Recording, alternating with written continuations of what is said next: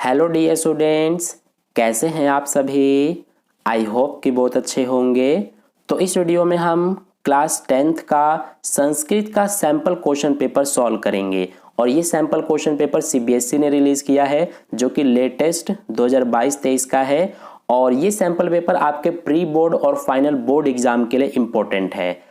तो चलिए शुरू करते हैं। सबसे पहले आप देख सकते हैं कि आपको टाइम 3 घंटे का दिया जाएगा क्वेश्चन पेपर को करने के लिए, और 80 नंबर का आपका पेपर होगा। अब देखिए यहाँ पर कुछ सामान्य निर्देश दिए गए हैं, तो इन्हें आप वीडियो को पॉज करके पढ़ सकते हैं। अब हम क्वेश्चंस की ओर चलते हैं। सबसे पहले यहाँ पर देखिए हमें क्वेश्चन पेपर का स्ट्रक्चर भी दिया गया है, यानी कि आपके क्वेश्चन पेपर में खंड क जो है ये अपठितावबोधनम होगा, यानी जैसे इंग्लिश में अनसीन पैसेज आता है उसी तरह से संस्कृत में आपका खंड क जो है ये अपठितावबोधनम होगा, जो कि 10 नंबर का आएगा। इसके अलावा खंड ख जो है ये रचनात्मक कार्य से रिलेटेड होगा और ये 15 नंबर का आएगा। और खंड ग ये व्याकरण से रिलेटेड होगा और ये 25 नंबर का आएगा। इसके अलावा खंड घ जो है ये पठितावबोधनम, यानी कि आपके बुक के जो चैप्टर्स हैं उससे रिलेटेड क्वेश्चंस आएंगे, जो कि 30 नंबर का है। ठीक है, अब चलते हैं क्वेश्चंस की ओर। तो सबसे पहले आप देख सकते हैं खंड क है हमारा, तो इसमें हमारा ये रहा फर्स्ट क्वेश्चन। तो इसमें हमें ये पूरा एक गद्यांश दिया गया है। जैसे हिंदी में हमें अपठित गद्यांश दिया जाता है, इंग्लिश में अनसीन पैसेज दिया जाता है, उसी तरह से संस्कृत में ये पूरा हमें एक गद्यांश दिया गया है। तो सबसे पहले आपको इस गद्यांश को पूरा अच्छे से पढ़ना है और इसे समझना है, क्योंकि इसके बेस पे क्वेश्चंस पूछे गए हैं। तो उनके आंसर आप तभी बता पाएंगे जब इस गद्यांश को आप अच्छे से पढ़कर समझ लेंगे।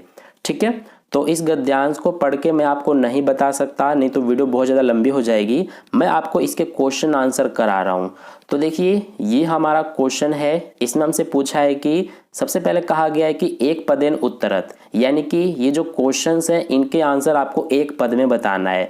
और देखिए इंस्ट्रक्शन क्या दिया है, केवलम प्रश्न द्वयम, यानी कि इन तीनों में से किसी दो के आंसर आपको करने हैं।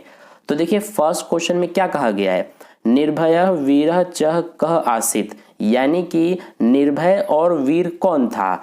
तो इसका आंसर आप तभी बता पाएंगे जब आप इस पूरे गद्यांश को अच्छे से पढ़कर समझेंगे। ठीक है, तो मैंने पढ़ लिया है इसीलिए मुझे इसका आंसर पता है, तो मैं आपको इसका आंसर बता रहा हूं। तो इसका आंसर होगा भरत, यानी कि भरत जो है वो निर्भय और वीर था। ठीक है, तो इसीलिए हमारा फर्स्ट क्वेश्चन का आंसर भरत हो जाएगा। अब इसके बाद सेकंड क्वेश्चन देखिए। तो इसमें हमसे पूछा है कि भरतः कह सह क्रीडति स्म, यानी कि भरत किसके साथ खेलता था। तो इसका आंसर हो जाएगा सिंह के, यानी कि शेर के बच्चे के साथ। तो इसीलिए इसका आंसर लिख देंगे हम सिंह शावकय। ठीक है, तो ये हो जाएगा हमारा सेकंड क्वेश्चन का आंसर, सिंह शावक है। ठीक है, यानी कि शेर के बच्चे के साथ। अब इसके बाद थर्ड क्वेश्चन देखिए। तो थर्ड में हमसे पूछा है कि भरतस्य मातुः नाम किम आसीत, यानी कि भरत की माता का नाम क्या था। तो जब आप गद्यांश पढ़ेंगे तो आपको इसका आंसर मिलेगा कि जो भरत की माँ थी उनका नाम शकुंतला था। तो इसीलिए हमारा थर्ड क्वेश्चन का आंसर शकुंतला हो जाएगा। तो इस तरह से जो हमारा गद्यांश वाला ये जो अ पार्ट है इसके क्वेश्चन के आंसर कंप्लीट हो गए। हालांकि आपको 3 में से कोई 2 के करने थे, लेकिन मैंने आपको तीनों के आंसर करा दिए। अब देखिए इसके बाद आ है। तो इसमें हमसे कहा गया है कि पूर्ण वाक्य में उत्तर लिखने के लिए। तो सबसे पहले देखिए इसमें भी हमें इन तीनों में से कोई 2 के आंसर करने हैं। तो देखिए फर्स्ट में हमसे क्या कहा गया है कि भरतः सिंह शावकम किम अवदत, यानी कि भरत ने शेर के बच्चे को क्या कहा। तो इसका आंसर मैं आपको दिखा देता हूं। तो ये आप देख सकते हैं हमारा जो फर्स्ट पार्ट है आ वाले का, तो इसका आंसर ये पूरा हो जाएगा। ठीक है, ये पूरा आंसर आपके गद्यांश में दिया हुआ है, तो आप अपने गद्यांश में भी देख सकते हैं। तो ये हो गया हमारा फर्स्ट का आंसर। अब देखिए सेकंड क्वेश्चन। तो देखिए सेकंड क्वेश्चन में हमसे क्या कहा गया है कि सिंह शावकः भरताय किमर्थम न क्रुध्यत न च आक्राम्यत, यानी कि शेर के बच्चे ने ना ही गुस्सा किया ना ही आक्रमण किया, ऐसा क्यों। तो इसका आंसर देखिए। तो ये रहा हमारा सेकंड क्वेश्चन का आंसर, ये पूरा हमारा सेकंड क्वेश्चन का आंसर हो जाएगा। ठीक है, यहाँ तक। तो इस तरह से सेकंड का आंसर हो गया। अब इसके बाद नेक्स्ट क्वेश्चन पर चलते हैं। तो देखिए नेक्स्ट क्वेश्चन हमारा थर्ड है, लेकिन इसमें भी हमें कहा गया है कि सिर्फ 2 करने के लिए, तो ये दोनों हमने कर लिया, इसीलिए इसको हम छोड़ देते हैं। ठीक है, इसके बाद नेक्स्ट आता है हमारा ई। तो इसमें हमसे कहा गया है कि अस्य अनुच्छेदस्य कृते उपयुक्तम शीर्षकम संस्कृत लिखित, यानी कि जो आपने ये पूरा गद्यांश पढ़ा है तो इस गद्यांश का आपको एक शीर्षक लिखना है, यानी कि आपको एक टाइटल लिखना है। तो कोई भी आप अपने मन से एक बहुत ही उपयुक्त यानी कि सूटेबल टाइटल लिख सकते हैं जो कि गद्यांश से मिलता जुलता हो। तो इसका एक टाइटल मैं आपको लिख देता हूं। एक टाइटल हमारा ये हो सकता है भरतः, यानी कि जो गद्यांश है वो पूरा भरत के बारे में लिखा गया है, तो ये टाइटल आप लिख सकते हैं। या फिर इससे भी अच्छा आप ये लिख सकते हैं कि वीरः भरतः, यानी कि वीर भरत।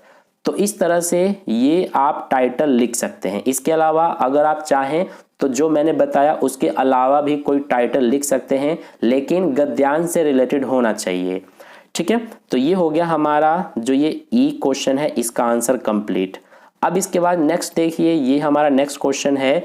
इसमें हमसे कहा गया है कि यथा निर्देशम उत्तरत। तो इसमें हमें कहा गया है केवलम प्रश्न त्रयम, यानी कि इसमें हमें टोटल 4 क्वेश्चन दिए गए हैं। ये 1 2 3 और एक ये रहा हमारा नीचे 4। तो इनमें से कोई 3 के आंसर करने हैं। तो ये रहा हमारा फर्स्ट क्वेश्चन। मैं आपको सभी क्वेश्चंस को पढ़ के नहीं समझा सकता, नहीं तो वीडियो बहुत ज़्यादा लंबी हो जाएगी, तो मैं आपको इन सभी का आंसर बता देता हूँ। तो जो हमारा ये फर्स्ट क्वेश्चन है, इसका आंसर हो जाएगा ये आसित, यानी कि ख ऑप्शन हमारा फर्स्ट क्वेश्चन का राइट है। इसके बाद नेक्स्ट सेकंड क्वेश्चन जो है, इसका हमारा ये शिशु यानी कि घ वाला ऑप्शन राइट है। इसके बाद नेक्स्ट जो ये थर्ड क्वेश्चन है, इसका हमारा ये राजन यानी कि ग ऑप्शन राइट है। और इसके बाद नेक्स्ट जो ये फोर्थ क्वेश्चन है, इसका हमारा ये अहम यानी कि क वाला ऑप्शन राइट है। तो इस तरह से हमारा जो क्वेश्चन नंबर 1 है उसके जितने भी पार्ट्स हैं सभी के आंसर कंप्लीट हो गए। तो डियर स्टूडेंट्स, वीडियो में आगे बढ़ने से पहले मैं आपको बताना चाहूँगा कि अगर आप भी 2023 के बोर्ड एग्जाम में 95 प्लस मार्क्स लाना चाहते हैं तो इसके लिए पिछले जितने भी एग्जाम्स हुए हैं उनमें किस टाइप के क्वेश्चंस आए हुए थे, क्वेश्चन पेपर का पैटर्न क्या था, ये सब बहुत ज़्यादा हेल्प करती है हमारी तैयारी को और बेहतरीन बनाने में। तो इसी चीज़ को अच्छे समझने के लिए मैं आपके लाया हूँ ओसवाल पब्लिकेशन की ओर से CBSE last 10 years solved papers.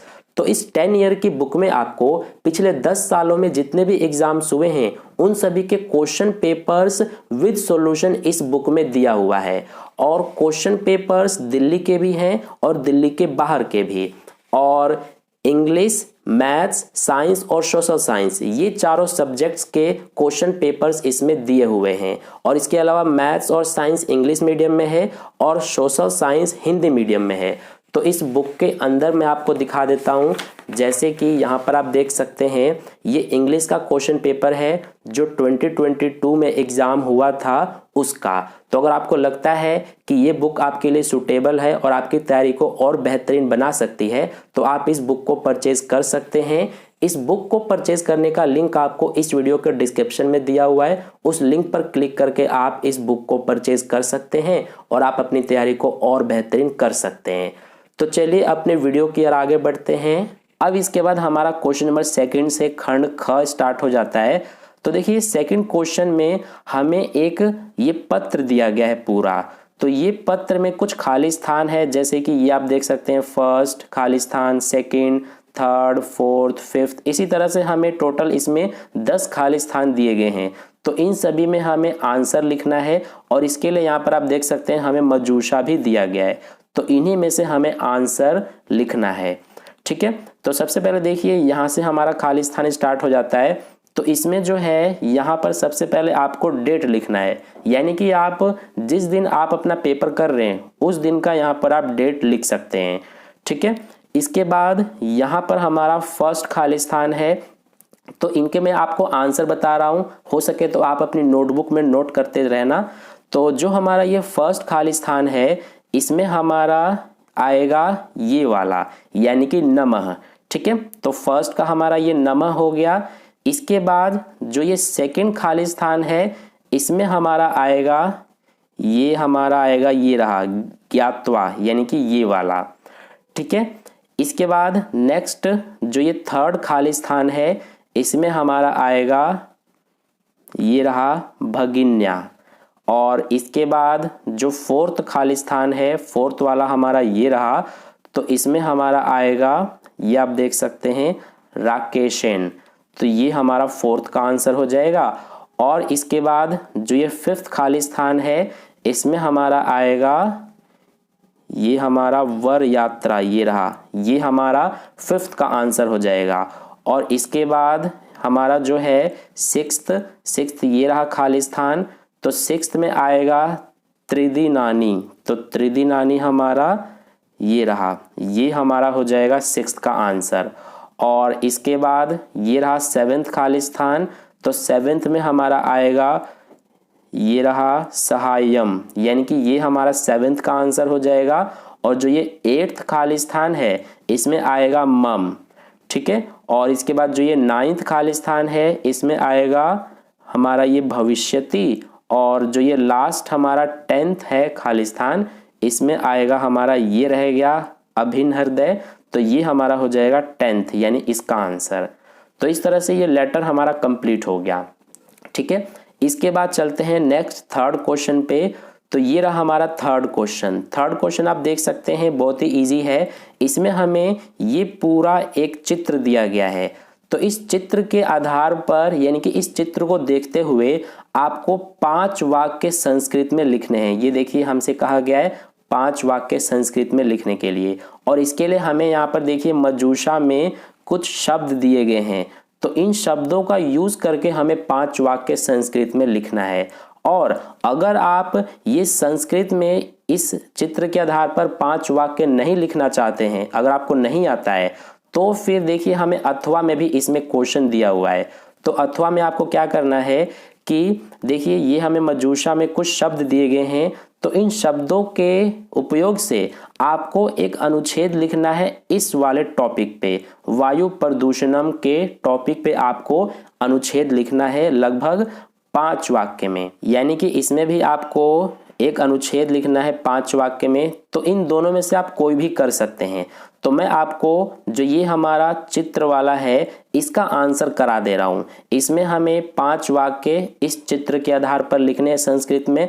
तो मैं आपको दिखा देता हूं कैसे लिखेंगे। तो ये आप देख सकते हैं ये हमारा क्वेश्चन नंबर 3 का जो चित्र वाला क्वेश्चन था उसमें हमें 5 वाक्य संस्कृत में लिखना था।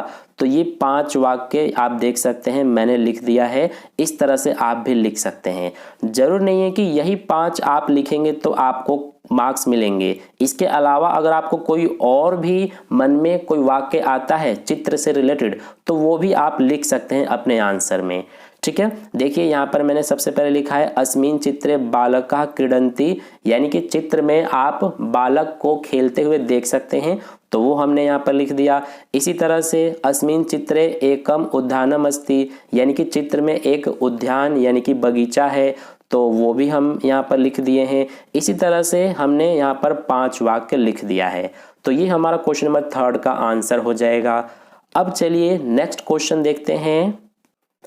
तो देखिए नेक्स्ट क्वेश्चन हमारा क्वेश्चन नंबर 4 है। ये रहा हमारा क्वेश्चन नंबर 4। इसमें हमसे कहा गया है, देखिए यहाँ पर हमें कुछ वाक्य दिए गए हैं संस्कृत में, हमें इन्हें करना है। ये हमें हिंदी में और इंग्लिश में दिए गए हैं, हमें इन्हें संस्कृत में लिखना है, यानी कि संस्कृत में इनका अनुवाद करना है। और ये जो है हमें टोटल ये आप देख सकते हैं 7 दिए गए हैं। तो इन 7 में से यहाँ पर इंस्ट्रक्शन पढ़िए, हमें सिर्फ 5 करना है। ठीक है, तो यहाँ पर ये रहा हमारा फर्स्ट और ये रहा सेकंड, ये थर्ड, फोर्थ। फर्स्ट में क्या कहा गया है, उसने संस्कृत पुस्तक पढ़ी। तो इसका संस्कृत में हम कैसे अनुवाद करेंगे, यानी कि इसको हमें संस्कृत में लिखना है तो कैसे लिखेंगे। तो देखिए इसका आंसर मैं आपको दिखा दे रहा हूँ। तो इसका आंसर आप देख सकते हैं कि सह संस्कृत पुस्तकम अपठत, ये हमारा हो जाएगा आंसर। ठीक है।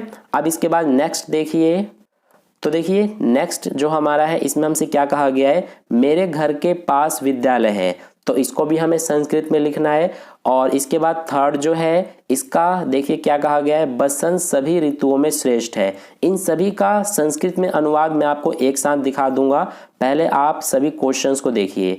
ये रहा हमारा फोर्थ, कहा गया है कि बच्चों तुम सब उधर मत जाओ। और फिफ्थ देखिए ये रहा, कहा गया है कि छात्र कक्षा में भोजन नहीं करेंगे। और सिक्स्थ में कहा गया है शिवाजी शक्तिमान राजा था। और सेवेंथ में कहा गया है कि भारतीय संस्कृति विश्व में प्रसिद्ध है। तो ये सभी हमारे 7 इसमें हमें हिंदी में वाक्य दिए गए हैं। अब इनका हम संस्कृत में अनुवाद देख लेते हैं। तो देखिए ये जो हमारे 7 वाक्य थे उनके ये सारे संस्कृत में अनुवाद हैं। ठीक है, फर्स्ट का तो हमने कर लिया था। सेकंड हमारा ये रहा, मम गृहस्य समीपे विद्यालय अस्ति। और इसी तरह से थर्ड हमारा ये रहा, बसंतः सर्वेषु ऋतुषु श्रेष्ठ अस्ति। ठीक है, इसी तरह से फोर्थ, फिफ्थ, सिक्स्थ और सेवेंथ। तो ये हमारा क्वेश्चन नंबर 4 के जो 7 वाक्य थे जिन्हें हमें संस्कृत में करना था, तो उनके आंसर हो गए। ठीक है, हालांकि 7 में से सिर्फ 5 हमें करने थे, लेकिन मैंने आपको 7 करा दिए हैं। अब चलिए नेक्स्ट क्वेश्चन की ओर चलते हैं। तो देखिए नेक्स्ट क्वेश्चन हमारा क्वेश्चन नंबर 5 है। तो क्वेश्चन नंबर 5 से हमारा खंड ग स्टार्ट हो जाता है। ठीक है, तो इसमें देखिए क्वेश्चन नंबर 5 में हमें क्या कहा गया है, इसमें हमें ये जो आप देख रहे हैं रेखांकित शब्द, इनमें हमें संधि विच्छेद करना है। यानी कि जैसे यहाँ पर संधि विच्छेद है तो इसका हमें संधि करना है, और यहाँ पर संधि है तो इसका हमें संधि विच्छेद करना है। ठीक है, तो यहाँ पर टोटल 5 पार्ट हैं, इनमें से हमें कोई 4 करने हैं। यहाँ पर आप देख सकते हैं निर्देश में कहा गया है कि इन 5 में से किसी 4 को करने के लिए, लेकिन मैं आपको 5 करा देता हूँ। तो फर्स्ट में देखिए ये हमारा रेखांकित है सरह प्लस त्वयी, तो इसको हमें संधि करना है। तो क्या बनेगा सरह प्लस त्वयी का, तो ये बनेगा हमारा सरस त्वयी। यानी कि इसको हम इस तरह से लिखेंगे सरस त्वयी। ठीक है, तो ये हमारा हो जाएगा जो ये फर्स्ट है इसका आंसर, इसे आप अपनी नोटबुक में नोट कर सकते हैं। तो ये हमारा हो गया फर्स्ट का आंसर।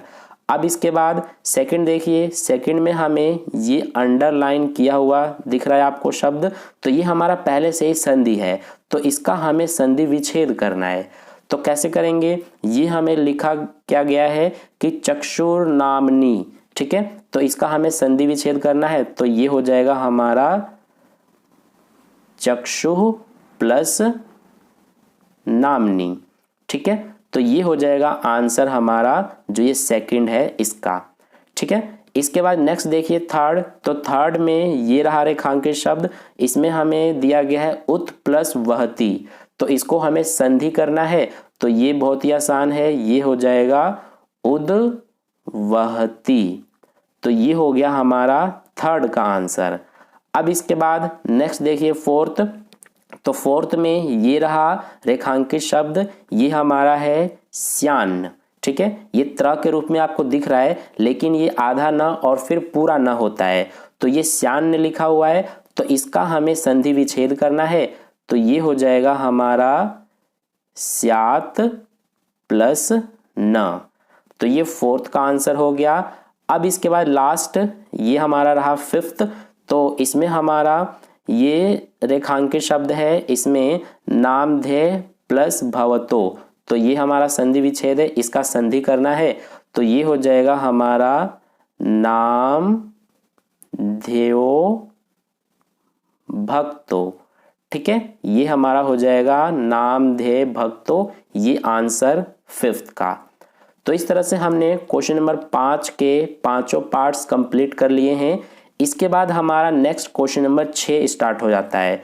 तो क्वेश्चन नंबर 6 देखिए, इसमें हमारा क्या है, ये कुछ यहाँ पर रेखांकित पद दिए गए हैं समास से रिलेटेड। यानी कि ये सारे जो क्वेश्चन है क्वेश्चन नंबर 6 में, इसमें समास के क्वेश्चंस हैं। तो इसमें हमें कहा गया है केवलम प्रश्न चतुष्टयम, यानी कि इसमें हमें टोटल 5 पार्ट्स दिए गए हैं। तो 5 में से हमें सिर्फ 4 को करना है। तो देखिए फर्स्ट हमारा ये रहा, तो इसमें मैं आपको इनके आंसर बता देता हूँ ताकि वीडियो बहुत ज़्यादा लंबी ना बने। तो ये रहा हमारा फर्स्ट क्वेश्चन। इसका जो ये ग पार्ट है ये हमारा आंसर हो जाएगा, यानी कि फर्स्ट का ये ग वाला ऑप्शन राइट है। इसके बाद नेक्स्ट देखिए सेकंड, तो सेकंड का हमारा ये क ऑप्शन राइट हो जाएगा। और इसके बाद जो ये थर्ड है इसका ये ख ऑप्शन राइट हो जाएगा। इसके बाद नेक्स्ट है हमारा फोर्थ, तो फोर्थ का ये घ वाला ऑप्शन राइट हो जाएगा। और जो ये फिफ्थ है इसका ये ग ऑप्शन राइट हो जाएगा। ठीक है, तो इस तरह से जो हमारा ये क्वेश्चन नंबर 6 है इसका भी आंसर हमने कंप्लीट कर लिया। अब इसके बाद हमारा क्वेश्चन नंबर 7 स्टार्ट हो जाता है। तो क्वेश्चन नंबर 7 से हम नेक्स्ट वीडियो में करेंगे। ठीक है, आई होप आपको क्वेश्चन नंबर 6 तक अच्छे समझ में आ गया है। तो अगर आपको वीडियो अच्छा लगा है तो इस वीडियो को लाइक ज़रूर कर देना और अपने दोस्तों के साथ भी ज़रूर शेयर कर देना ताकि उन्हें भी इससे बेनिफिट मिले। और अगर आपने अभी तक चैनल को सब्सक्राइब नहीं किया है तो चैनल को सब्सक्राइब करके साइड में जो बेल आइकन आता है उस पर ऑल पे क्लिक कर लेना ताकि नेक्स्ट वीडियो जैसी अपलोड की जाए उसका नोटिफिकेशन सबसे पहले आप तक पहुंच जाए। और अगर आपके पास ये सैम्पल पेपर का पीडीएफ नहीं है तो आप टेलीग्राम ग्रुप पर जाकर इस सैम्पल पेपर का पीडीएफ ले सकते हैं। तो अगर आपने टेलीग्राम ग्रुप ज्वाइन नहीं किया है तो ज्वाइन कर लेना। टेलीग्राम ग्रुप ज्वाइन करने का लिंक आपको इस वीडियो का डिस्क्रिप्शन बॉक्स में मिल जाएगा, उस लिंक पर क्लिक करके आप ज्वाइन कर सकते हैं। ठीक है, तो मिलते हैं फिर नेक्स्ट वीडियो में क्वेश्चन नंबर 7 के साथ। धन्यवाद।